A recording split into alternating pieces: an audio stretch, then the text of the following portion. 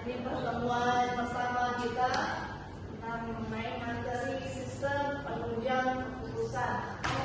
Istilah lainnya adalah decision support system. Di sini apa sih yang akan kita pelajari nanti pertama hari ini ya?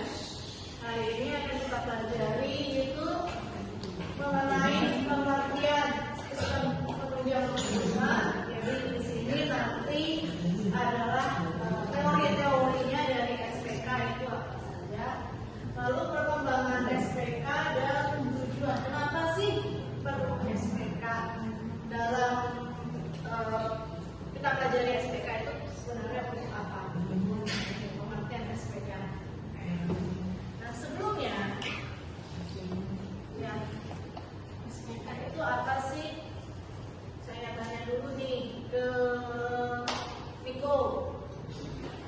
Niko kan namanya? Nah, kira-kira penggunaan SPK ini kapan tuh pelajari dari mata kuliah yang lain ya, aksi dan sebagainya. Nah, manfaat dari SPK kira-kira dari judulnya itu apa sih?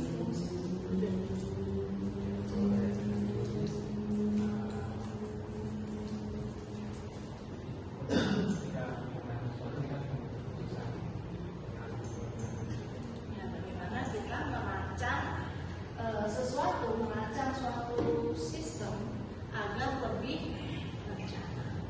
Oke, penggunaannya lagi, tujuannya contohnya apa? Apa Nova? Contoh penggunaan SPK. Misalnya untuk menentukan jam kerja karyawan. Jam kerja karyawan, apalagi siapa namanya? Ide.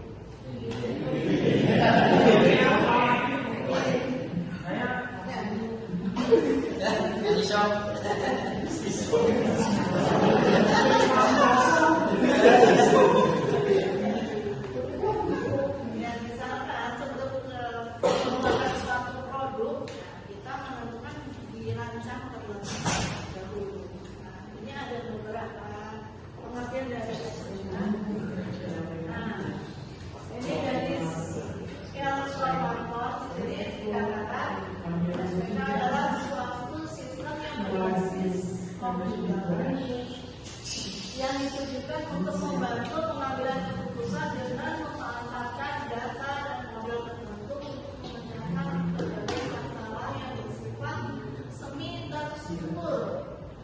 Lalu ini menurut Ibu 2011, SPK adalah proses pengambilan keputusan dibantu menggunakan komputer untuk membantu pengambilan keputusan dengan menggunakan beberapa data dan model tertentu untuk menyelesaikan beberapa masalah yang tidak terstruktur.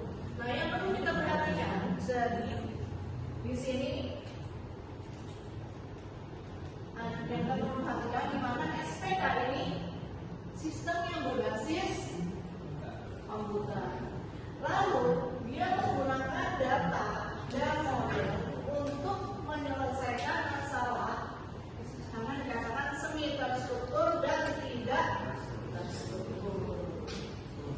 Oke, semi terstruktur itu adalah apa sih bedanya semi terstruktur dengan tidak terstruktur? Kita sudah pernah bahas. Ada yang ingat? Jelaskan. Siapa namanya? Zulfikar.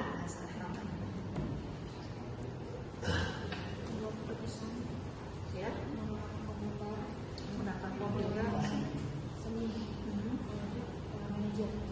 manajer yang mengambil keputusan.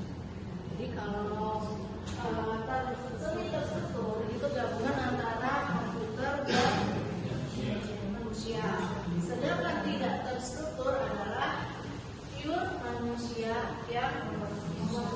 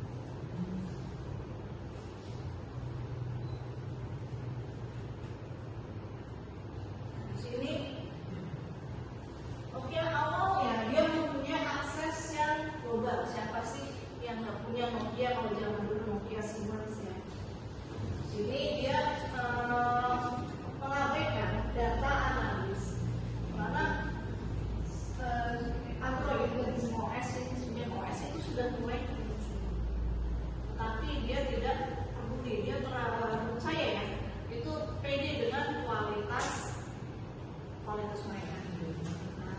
Sehingga dia tidak memperhatikan pasar. Sehingga apa menyebabkan di sini omset Nokia di sini turun pada tahun 2014, turun kurang dari 40 ke sampai 5% dari penjualannya. Oke, bisa menyebutkan lagi. Sudah saya tampilkan. Ini contoh dari produk yang kurang berhasil.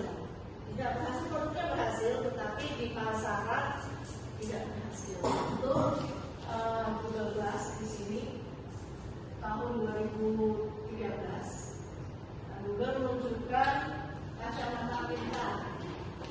Kalau waktu kita lihat di peluncurannya ini keren ya.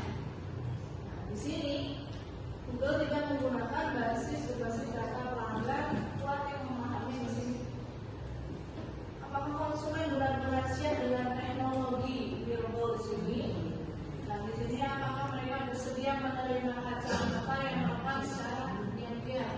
Karena di sini kacamata dari Google ini nggak ada bedanya ya dengan kacamata yang resmi. Ini tidak melakukan simulasi dan analis resiko. Banyak orang yang merasa terganggu dengan karena itu pelanggaran privasi dari etika publik ini, sehingga Google ini mungkin bisa memberi contoh lagi yang ada di Indonesia. Apa sih kira-kira produk yang gagal yang muncul lalu tidak lama ditarik lagi? Sebentar aja, hype-nya kira-kira apa? Ya? Apa bukan? Misalkan contoh apa produk atau kebijakan? Kalau produk BlackBerry, BlackBerry, ya cuma sebentar ya hype-nya ya. Lalu berganti dengan mungkin ada lagi filmnya Rafathar. game-game Rafathar. Filmnya Rafathar. Cikinya Rafathar tuh. Kalau Rafathar dia melihat sebenarnya orang itu suka apa sih? Perlu ya. Ini atau mungkin juga terkenal ya. Bisa jadi mata-mata kalau kita punya ini juga. Ini dampak kegagalan yang walaupun dihentikan tapi Google masih tetap kaya. Ini dampak kegagalan Google Glass hentikan penjualannya pada tahun 2015. Berarti 2 tahun ya. Di sini penggunaannya. Nah, di sini pelajaran harus kita pelajari di sini memetakan siapa penggunanya. Jadi kalau kalian punya nanti produk, misalkan kalian mau UMKM, kalian ini harus memetakan kalian itu tujuannya mau kemana sih produknya, marketnya siapa, lalu bagaimana bahannya. Di sini menilai resiko sosial dan budaya. Ingat waktu menteri dari Rusia mau menjual produk, menjual impor, mau ngirim babi ke Indonesia. Apa yang terjadi? Ya, Rusia presiden Putin cuma senyum-senyum aja. Kenapa? Alasannya adalah kenapa presiden Putin senyum-senyum ketika menterinya menyarankan Rusia untuk impor babi?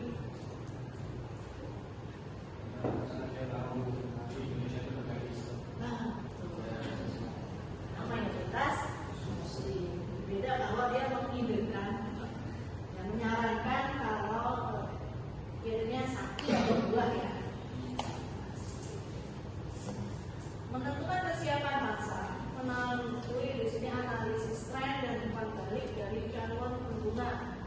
Jadi sebelum kalian meluncurkan produk banyak misalkan, kalian bisa share dulu, misalkan coba uji di yang tidak terlalu banyak, uji di uji di mana lagi? Instagram, YouTube dan sebagainya. Gimana sih kalau dari bangsa kasar kita kan bisa lihat background-nya, kita bisa lihat di sini komennya. Sebenarnya orang tertarik nggak sih? Bagaimana entah itu positif, negatif, itu kalau tertarik di sini mereka akan biasanya netizen Indonesia itu akan komen.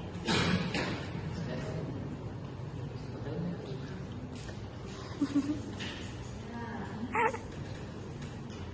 ini keputusan tentang program dan juga tentang program. Ini ada kasus. Nih, kalau di sini Pak Andre adalah presiden direkturnya. Untuk pengawasan perulangan di sini. Untuk kasus pertama ini, dia termasuk keputusan apa yang diambil? Semi terstruktur atau tidak terstruktur?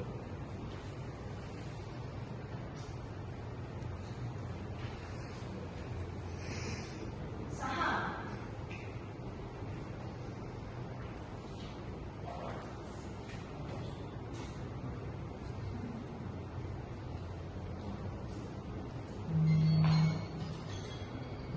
Dia tidak terstruktur ya, resmi terstruktur ya. Gitu. Lalu part yang kedua ini.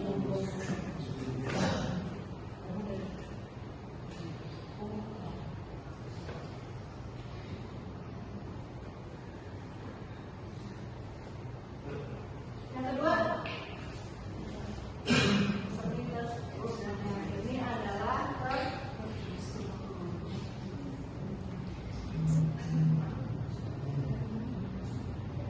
13 kurang nggak?